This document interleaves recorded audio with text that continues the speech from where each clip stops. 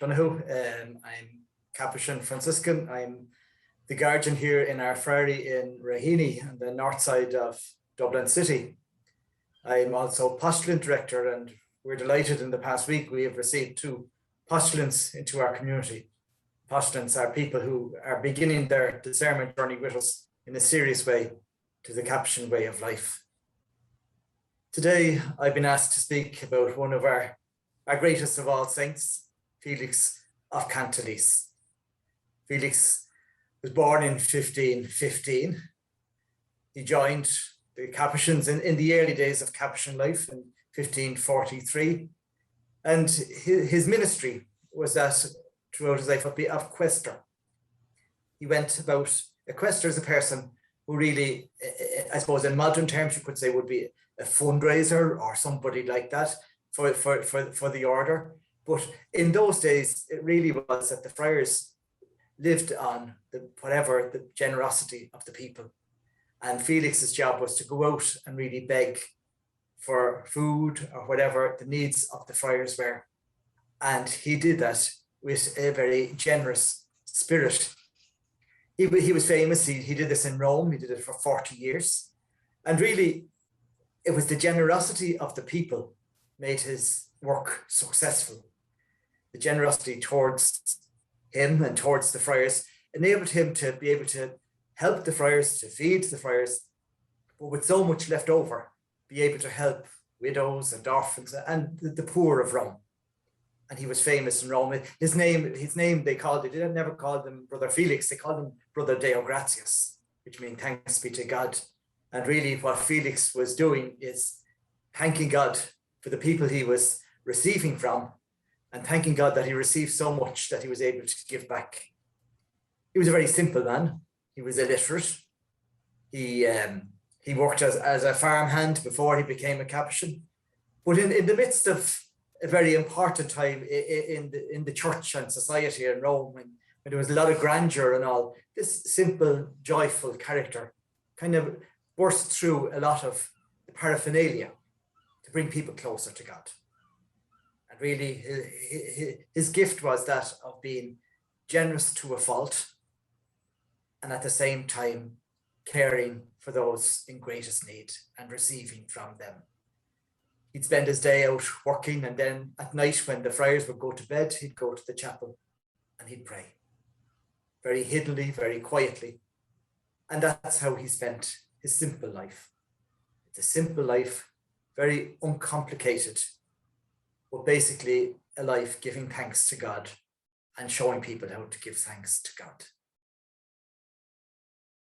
That's something I think in our modern time that it's good to focus on, giving thanks to God. And one form of prayer that I use, that form of gratitude really to God for what he's given us, was taught me by a woman I knew in Cork. And I got to know her because she was very unwell and she had cancer and she was dying. And shortly before her funeral, or before she died, she asked me, would I preside at her funeral? And then she said, I want to tell you what you're to say at the funeral. So she was going to give me the words of the homily. And she had raised 6 or 7 children. She had a hard time. Times she fell out with God, but times she got very close to God. And she was an amazing person, even how she handled her sickness. And she started telling me what to say and what not to say. And then she stopped and said, listen, reality is, say whatever you want. Once you qualify everything with, and she got that from God. So if you were going to say she was a great mother, it's because she got it from God. If she was a great cook, it was because she got it from God. If she was a great person of prayer. And she taught me a lot. And I said, how did you come to that point? And she said, well, I learned, somebody taught her to sit down once a month and write a list of all the things that she was grateful for and to bring it to prayer. And once a month, from then on, she sat down, and especially when things were difficult, it was a help to her. To be grateful that she had a roof over her head, grateful that the children weren't sick or they weren't in trouble, or grateful that there was bread on the table. And as she moved on, in that form of prayer on a monthly basis, a kind of a check-in with God. She realized how generous God was to her. She realized the generosity of God in all that she had. And she moved from all the practical things of the money to pay the bills to even her breathing, to even her health, and even her sickness. There were all moments where she could be grateful to God because she felt closer to God. I try to practice that once a month. And it's a good thing to do. And she told me to keep your list. And over a period of time, you look back and you'll see that the list changes. It becomes deeper. It becomes simpler. It becomes less complicated. It becomes less about things rather than what's inside oneself. So when I think of Felix of Cantalice, and I think of that woman who taught me how to pray with gratitude, it's a mix of gratitude because of the generosity of God. Felix received generosity from the people of Rome to feed the friars, to the point where he was able to give back generously. And all he kept saying was, Deo gratias, thanks be to God.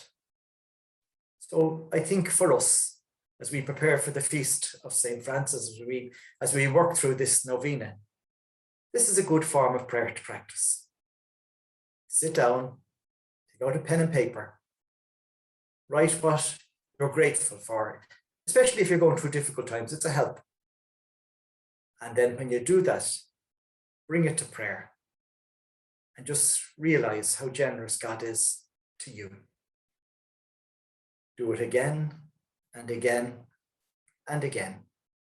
And over time, we become more and more aware of God's goodness in very simple ways, uncomplicated, just as God would want us to be close to him.